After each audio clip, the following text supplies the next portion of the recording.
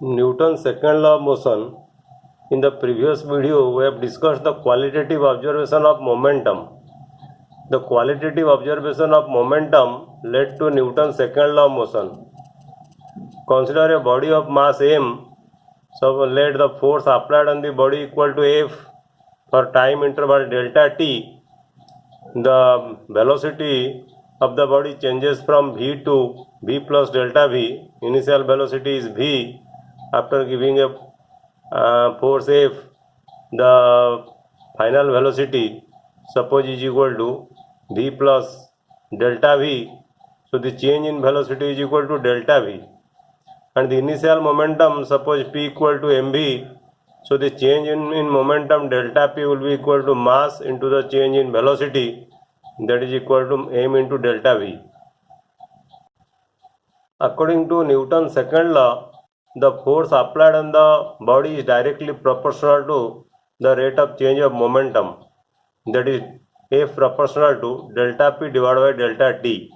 So F will be equal to a constant K times delta P by delta T, where K is a constant of proportionality, and when delta T approaches to 0, we can write F is equal to K times limit of delta P by delta T approaches to 0, and in derivative form we write limit delta P by delta T approaches to 0 as derivative of P with respect to T.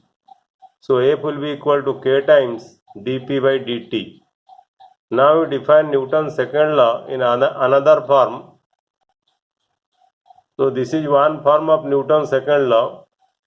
So you can write F is equal to K into derivative of momentum with respect to time, but P equal to mass into velocity.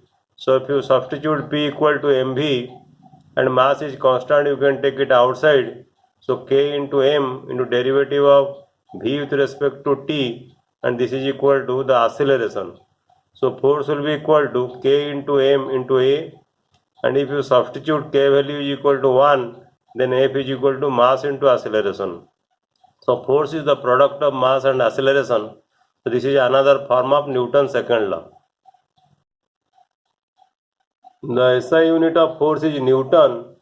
If mass you take is 1 kg and acceleration is equal to 1 meter per second square, then force will be equal to mass into acceleration, that is 1 kg into 1 meter per second square. So this will be equal to 1 Newton. So 1 Newton is equal to 1 kg into 1 meter second to the power minus 2 or per second square. So 1 Newton is the force that causes an acceleration of 1 meter per second square to a mass of 1 kg. Now let us discuss some important points about Newton's second law. If the external force applied on the body F equal to 0, then Ma is equal to 0, because F is equal to Ma, so Ma will be equal to 0. Since mass of the body is not equal to 0, so acceleration is equal to 0. So 0 acceleration means in the absence of external force, a body moves with constant velocity, because when acceleration is equal to 0, the velocity will be equal to constant. This means in the absence of external force F equal to 0, a body moves with constant velocity, which is Newton's first law. What is the second important point about Newton's second law? Newton's second law of motion is a vector law. Remember, it is a vector law. The force has three components. If you write force in terms of x component, it will be equal to fx, derivative of px with respect to t, that is equal to m into ax. Similarly, along y component, fy will be equal to derivative of py with respect to t, m into ay, and along z component, fz will be equal to derivative of pz with respect to t, that is equal to m into az. So if a force is not parallel to the velocity of the body, but makes some angle with it, it changes only the component of velocity along the direction of the force. For example, in case of the motion of a projectile under vertical gravitational force, you see here the force is downward and the component of velocity which is making some angle with the vertical. So here the force is not parallel to the velocity, but make some angle with it. Then what will happen? Then this force will change only the component of velocity along the direction of the force. So the component of velocity along the direction of force is Fy, because this velocity have two components. Along x it is Vx and along y it is Vy, and the force will change the component of velocity along the y direction, that is equal to Fy. So in the motion of projectile under vertical gravitational force, the horizontal component of velocity remains unchanged. So here we consider the component y component of the force which changes the velocity along y direction. What is the third observation of Newton's second law? For a single particle we write F equal to derivative of P with respect to T, or that is equal to ma. Here F is the net external force on the particle. Remember, it is the net external force on the particle, because if it is a single particle, and I is the acceleration of the particle. But if you have a rigid body, then you have a system of particles. For rigid body you have system of particles, and there F is equal to the total external force on the system. F is not a on a single particle, but F is the total external force on the system. And acceleration, A is the acceleration of the system as a whole, or acceleration of the center of mass of the system. So for a system of particles we apply the same law, but here instead of taking a single particle we have to take a system of particles, and instead of taking mass you have to take the center of mass. And number 4, about the center of mass we will read later on. And the fourth observation, any internal forces in the system are not to be included in F.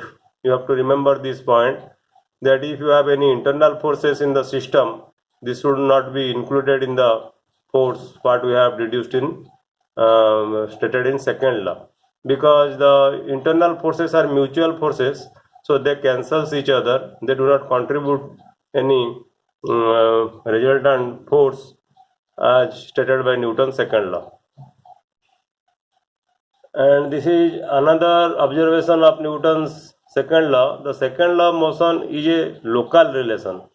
You should remember this. The second law of motion is a local relation. For example, the moment a stone is dropped out of an accelerated train, it carries no memory of its acceleration with the train a moment ago. As shown in the figure, suppose you have a body which is in a accelerated train, and you throw the body outward out of the train. So when you throw the body out of the train, the stone will lose the memory of acceleration what it possesses inside the train. So outside the train it will move under gravity. So this experiment confirms that the second law of motion is a local relation. Let us work out some problems. Example 5.2, a bullet of mass 0.04 kg moving with a speed of 90 meter per second enters a heavy wooden block and is stopped after a distance of 60 centimeter. What is the average resistive force exerted by the block on the bullet? So here mass of the bullet is given 0.04 kg. The initial velocity of the bullet, speed of the bullet is 90 meter per second, and the distance traveled by the bullet is inside the block is equal to 60 centimeter, that is equal to 0.6 meter. So let the retardation of the bullet is a constant.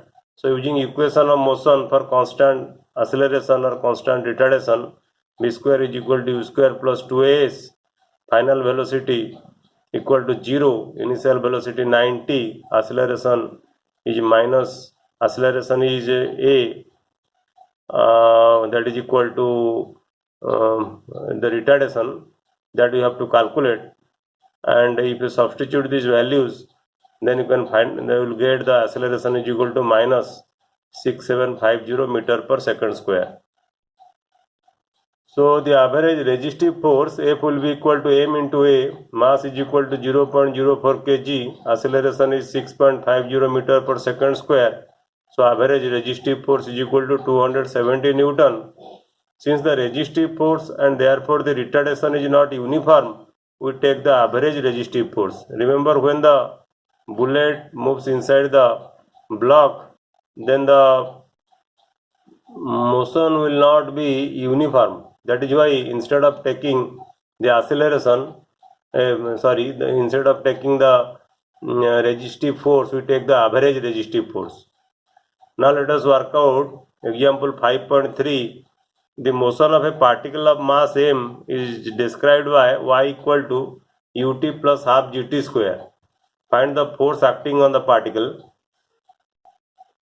You see, this is the equation. This resembles equation of motion for accelerated equation of motion for accelerated for uniform acceleration. So here you have to find out the force.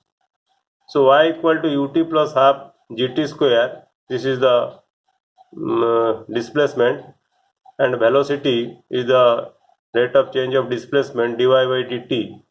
So this will be equal to u plus gt, and acceleration is the rate of change of velocity, derivative of v with respect to t. So it will be equal to g. So force will be equal to ma, that is equal to mg.